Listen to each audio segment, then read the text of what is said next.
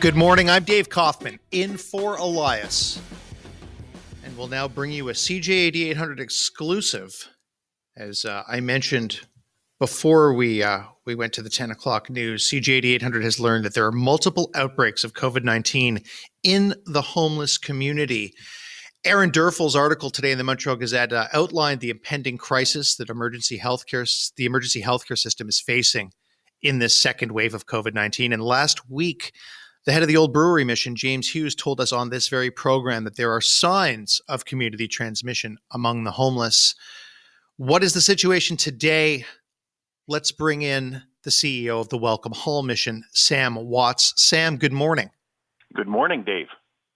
Are you seeing the same kind of looming crisis that James alluded to on air last week?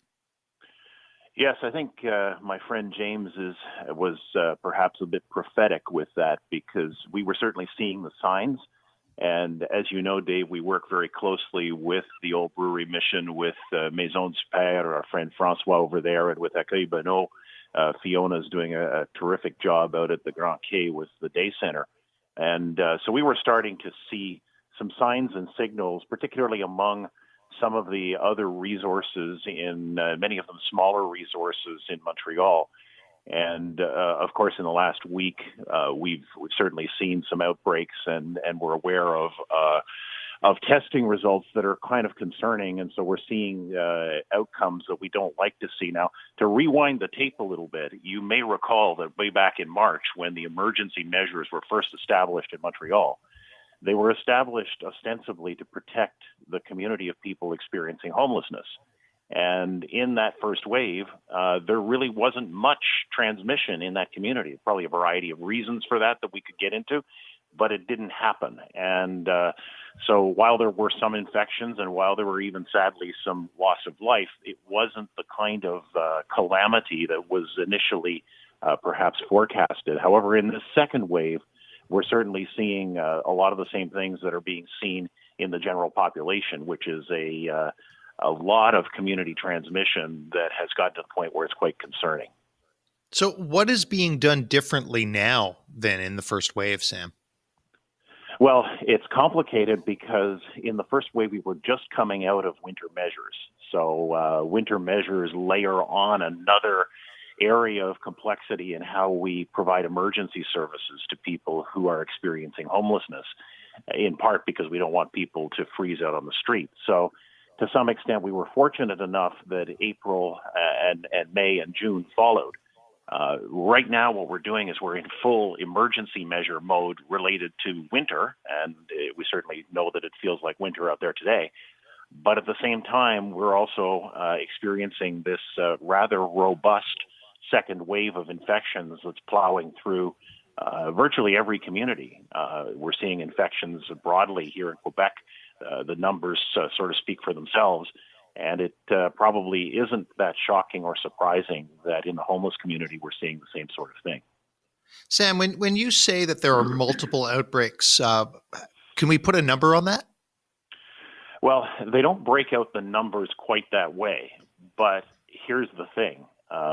Up until recently, the red zone up at the old Royal Victoria Hospital, which is managed by ourselves, the CIUS Centre Sud, and Old Brewery Mission, we'd been seeing perhaps 2, 3, 5 people in the red zone. Today, the red zone is full, and we're having to transfer people into the hospital system.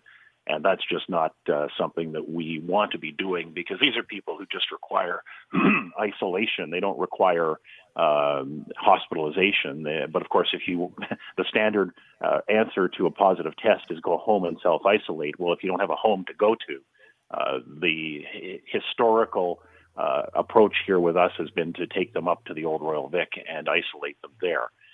But the problem, of course, is that is filling up, and we're having to make some rather quick decisions about what we do. So back in the spring, then there was from what I understand, a COVID positive or a red zone floor, right, at the Old Vic. Yes, what we did was we terminated the winter measures early and moved a lot of people out of the Old Royal Vic into other resources. We did that in a hurry because we were anticipating a lot of positive cases to come, and then it didn't happen. So the old Royal Vic had been turned into nothing other than an isolation unit. It stayed that way in May and into June. And with very few in the way of cases, it was decided that we should change that over. And with the help of our friends at the Old Brewery Mission, we turned it into a pre-housing unit. So today it serves people who have been met with and who are in the process of getting back into housing. And so it has a green zone there. It also has an orange and a red zone. So it's organized by zones. But all of these people are people who are presumably well on their way back into housing, and at least those in the green zone are certainly in that category. And that's Sam, a good do we thing. know of? Sorry, go ahead. I say it's a good thing because we want people to get back into housing. That's the ultimate goal all the time. We're with Sam Watts from the Welcome Hall Mission discussing multiple outbreaks that have occurred in the homeless communities in Montreal. Have there been any known fatalities? Again, the numbers don't get broken out that way. I would think we would know, our teams would know if we'd had one that was directly on our watch in any of our facilities. So we haven't seen that. There certainly have been some people who don't have a permanent address, so therefore would be categorized as homeless, who probably passed away due to COVID or COVID-related complications. But so far in the community, that has not been a major issue up until this point. Now, as we see these infections beginning to rise, it raises certainly the level of concern that all of us have about where this might be going and what we need to do about it. Have we seen disproportionately high numbers of positive cases at any shelters or homeless welcoming places? Well, there have been a number of places where we know the positivity rate of testing has been upwards of 30 and 40%, which, and as you probably know, Dave, anything higher than 5 or 6%, the healthcare people will start to get very concerned about that because it suggests that the infection is moving rather quickly through a given population.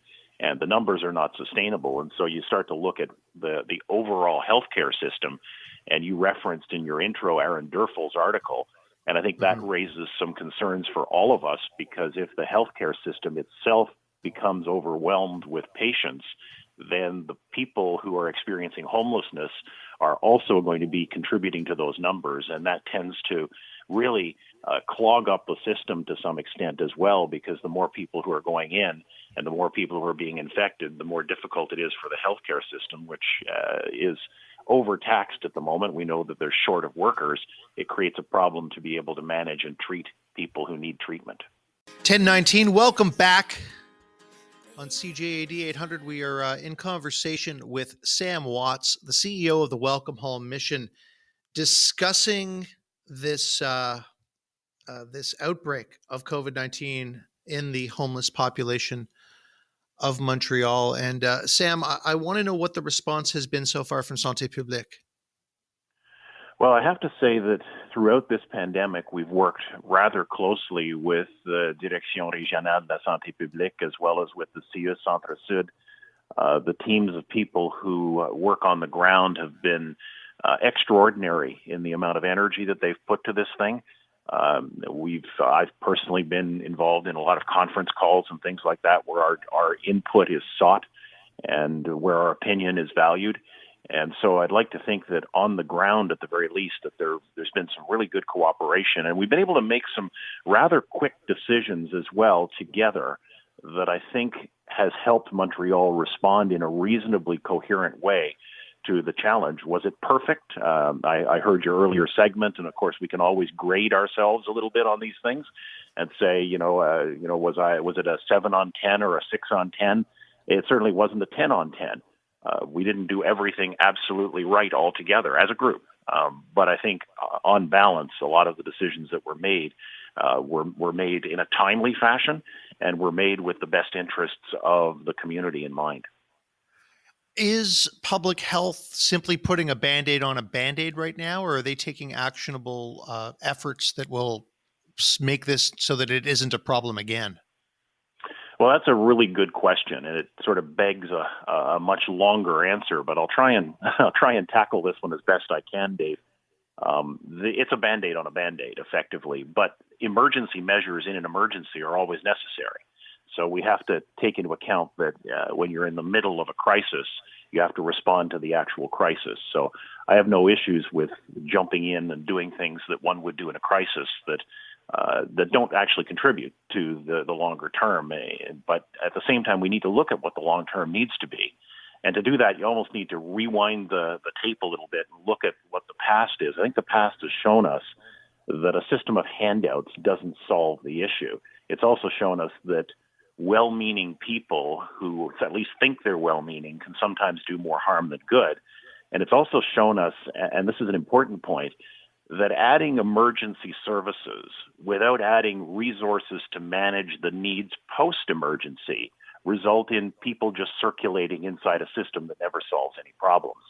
And so we need to get out of the model that we've been using for the last 50 to 100 years, which is what I call a charity model. In a charity model, we deal with something that's right in front of us. We hand out a sandwich. We give somebody a night of shelter.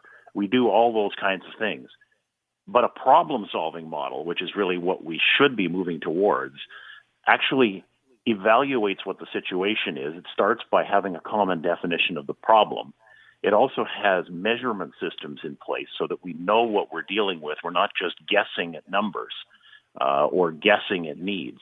It aligns plans. This has been part of the problem historically here in Montreal, has been the federal government has a plan for dealing with homelessness. The provincial government sort of has a plan. The municipal government has a plan. And then there are groups like Welcome Hall Mission and others that are on the ground that are actually dealing with this day in, day out. And not everything is aligned. And then the last component, it's an important component, is the funding component. How do we fund this?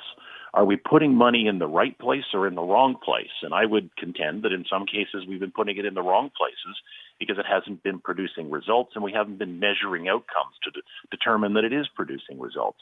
So those are the kinds of things that we actually need to look at going forward. And if we're going to solve this, it really means that we have to create multiple pathways to permanent supported housing.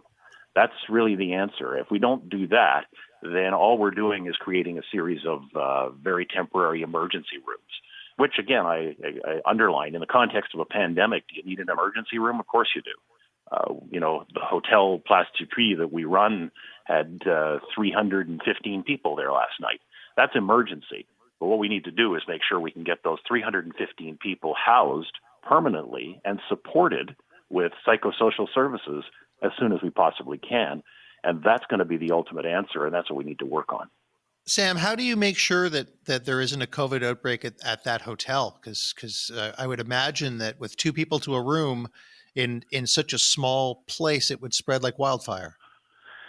Well, look, that's a concern. I think it's a concern for all of us. We and most of the other major resources have managed to not have significant outbreaks in any of our facilities. We take temperatures at the door. We ask a lot of questions. We are making sure that there is distancing protocols in place. You can't control everything that everybody does all the time. But a lot of our cleaning and care protocols that we've had in place, I think, have been very helpful through this. But one of our fears would be that if there were an outbreak at the hotel with 315 people coming in every night, that will present a problem because I'm not sure we have a plan B right now in the system to deal with the potential that we would have to isolate the hotel. That would potentially be a problem. I hope it doesn't happen. Sam, I've got a few minutes left and a couple of questions. One that just came in on Twitter asking if the situation with outbreaks in the homeless community is going to get much worse before it gets any better. Well, I don't know. I wish I had a crystal ball on that one. Certainly, if we look at the trajectory in the community generally, I think the consensus of the healthcare professionals is we're going to see the next few weeks probably less than what we would want it to be. It's going to be bad before it gets better. Now, is the homeless community going to mirror that to some extent? It's quite possible. But I'm not hoping for that. I'm hoping for better results, and I'm hoping that we can make our way through at least the winter season before we have to deal with anything further. We've got a couple of minutes left with Sam Watts. He is the CEO of the Welcome Hall Mission. And CJ8800 has learned, and Sam has corroborated this morning on air, that there are multiple outbreaks of COVID-19 in the homeless community. The Old Royal Victoria, which has been a homeless shelter for about a year now, there's a very distinct possibility that that could soon be turned into a full, complete red COVID zone. Sam, Minister Dubé and Dr. Arruda are speaking today. What would you ask the health minister if you had an opportunity to speak to him at the press conference today?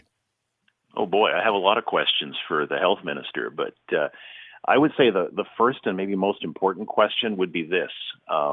Right now in the province of Quebec, the funding that's being used is largely federal funding. So the federal government is funding all of these emergency measures. Provincial government hasn't stepped up, hasn't contributed much in the way of resources. Certainly hospital systems and hospital staffing is a provincial responsibility. So I would ask Mr. Dubé, when are you going to step up and put some funding towards the kinds of solutions that we need post-pandemic?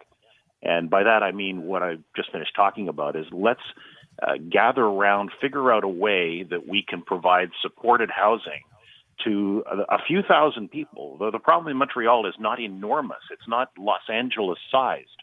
I've walked through Skid Row in Los Angeles. 40,000 people are living on the streets there. But here in Montreal, it's several thousand people that are experiencing homelessness. And I think we can solve that if we actually get together. So I would be asking Mr. Dubé, why not put some funding towards that? Why not gather the major players around and figure out a way to do a coordinated access system that's actually going to get us to where we need to be? And what about a shorter term question to do with what we're facing in the immediate? Well, I think the shorter term question has got to be whether or not we've prepared a plan B. Because my concern right now is if this gets any worse in, say, late January or early February, it's very important that we have that. I've been working very closely with Dr. Lionel Carman, and I know that he's sensitive to these issues, so I think it's important. And I think just we need to make sure that we have the budgets in place and the ability to maneuver quickly so that we can get the job done. The organizations on the ground are capable, and we've partnered very well with the CIUS and with public health. We can do the job. We just need the support from the various government levels to make sure that we make that happen. Sam, thank you for your time this morning and for all you do to keep Montrealers safe and fed and warm. And we wish you the best in dealing with what sounds like a very difficult, if not impossible, situation. You and your sister and brother organizations have done such a great job of keeping the homeless safe through this pandemic. And we knew that this was a matter of when and not if. And unfortunately, that day is here, but let's cross our fingers that it doesn't get any worse. Well, thank you, Dave, and Happy New Year to you and to all of your listeners at CJD. And thanks so much for the support that all of the CJD listeners and family give to Welcome Hall Mission and all of our other colleagues out there. That's Sam Watts, the CEO of the Welcome Hall Mission.